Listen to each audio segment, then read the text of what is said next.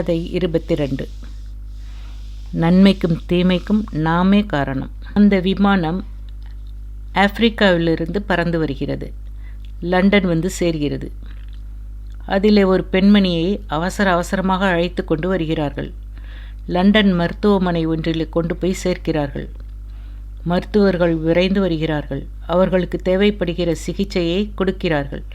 எல்லா விதமான பரிசோதனைகளும் செய்து பார்க்கிறார்கள். என்ன வியாதி என்பது இன்னமும் புரியவில்லை.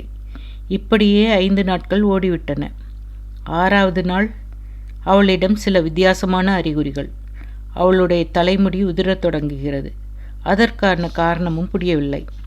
நாளுக்கு நாள் நிலைமை மோசமாகிக் கொண்டே இருக்கிறது. மருத்துவர்கள் குழம்பி போனார்கள். இந்த நிலையில் அந்த பெண்மணிக்கு துணையாக இருந்து வந்த செவிலி நர்ஸ் ஒருத்திக்கு ஏதோ தோன்றுகிறது. அதை அந்த மருத்துவர்களிடம் தெரிவிக்கிறாள். இந்த பெண் தாலியம் என்னும் ரசாயன பொருளால் பாதிக்கப்பட்டிருக்கிறாள் என்று நினைக்கிறேன். செவிலியின் சந்தேகத்தை அங்கிருந்த டாக்டர்கள் அலட்சியப்படுத்தவில்லை. அந்த வகையிலேயே அவளை சோதித்து பார்க்கிறார்கள். உண்மைதான், இந்த சந்தேகம் உறுதிப்படுத்தப்படுகிறது. தாலியம் அவளை தாக்கியிருக்கிறது. மருத்துவர்களுக்கு வியப்பு. செவிலியை அழைத்து விசாரிக்கிறார்கள். அது சரி, அது எப்படி இவ்வளவு சரியாக உன்னால் சந்தேகப்பட முடிந்தது? அகாதா கிறிஸ்டி தான் காரணம் என்றாள் அந்த பெண். யார்? பிரபல துப்பறியும் நாவலாசிரியரான அகாதா கிறிஸ்டியா? ஆமாம், நான் அகாதா கிறிஸ்டியினுடைய ரசிகை. சரி, அதற்கும் இதற்கும் என்ன சம்பந்தம்? அகாதா கிறிஸ்டியின் வெளிரிய குதிரை, பேல் ஹார்ஸ் என்ற ஒரு நாவல். அதில் வில்லன் தாலியம் என்ற நச்சுப்பொருளை பயன்படுத்தி பலரை கொலை செய்கிறான். அது எந்தவித பரிசோதனையிலும் வெளிப்படாத விஷம். அதில் பாதிக்கப்பட்ட ஒருவரின் உடல்நிலையை அகாதா கிறிஸ்டி விவரமாக எழுதியிருந்தார். அதை படித்த ஞாபகம் வந்தது. அது இதே மாதிரி இருந்தது. ஆகவே அந்த சந்தேகத்தை உங்களிடம் சொன்னேன். மருத்துவர்கள் அந்த இளம் பெண்ணை பாராட்டினார்கள். அவளோ மானசீகமாக அகாதா கிறிஸ்டிக்கு நன்றி தெரிவித்தாள். ஒரு நாவல் ஒரு நோயாளியை காப்பாற்றியிருக்கிறது. இது மகிழ்ச்சிக்குரிய ஒரு செய்திதான். ஆனால் அதே நாவல் சிலர் உயிரையும் போக்கியிருக்கிறது என்பது வேதனைக்குரிய ஒரு செய்தி. லண்டன் நகரத்தின் எல்லைப்புறத்திலே ஒரு தொழிற்சாலை. அதிலே வேலை செய்த தொழிலாளர்கள் சிலர் வரிசையாக இறந்து போனார்கள். ஒரே மாதிரியான நோயால் அவர்கள் இறந்து போனார்கள்.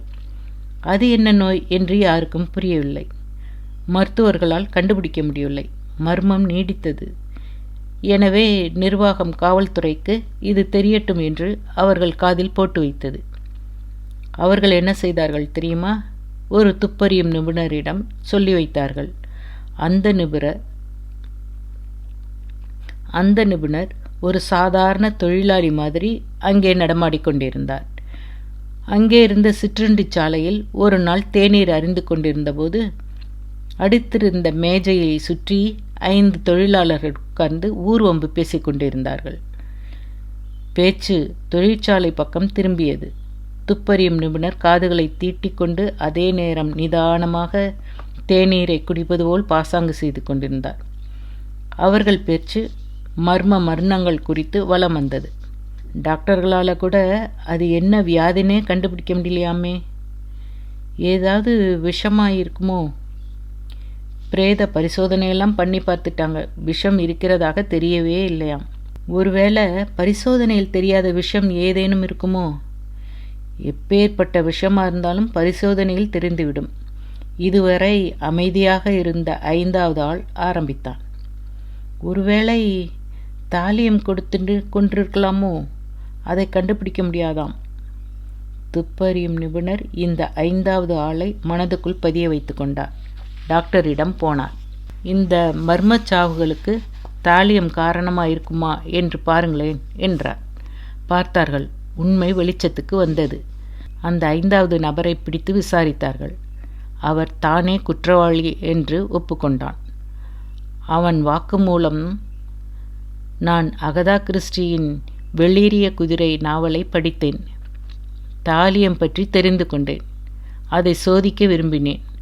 தேநீரில் கலந்து சிலருக்கு கொடுத்தேன். நண்பர்களே, இந்த இரு நிகழ்ச்சியையும் உங்கள் மனசில் அசை போட்டுக் கொள்ளுங்கள். ஒரே நாவல் ஒரு பக்கம் ஒரு உயிரை காப்பாற்றுகிறது, இன்னொரு பக்கம் சில உயிர்களை போக்கியும் இருக்கிறது. ஒரு பொருளை கையாளுகிறவர்களை பொறுத்தே விளைவுகளும் அமைகின்றன. சட்டமும் அப்படிதான். எவ்வளவு மோசமான சட்டமாக இருந்தாலும் அதை கையாளுபவர்கள் நல்லவர்களாக இருந்தால் சட்டம் நல்லதாகத்தான் இருக்கும். எவ்வளவு நல்ல சட்டமாக இருந்தாலும் அதை கையாளுபவர்கள் மோசமானவர்களாக இருந்தால் சட்டம் மோசமானதாகத்தான் இருக்கும். இது அரசியல் சட்டமேதை அண்ணல் அம்பேத்கர் அவர்கள் சொன்ன தீர்க்க தரிசனம்.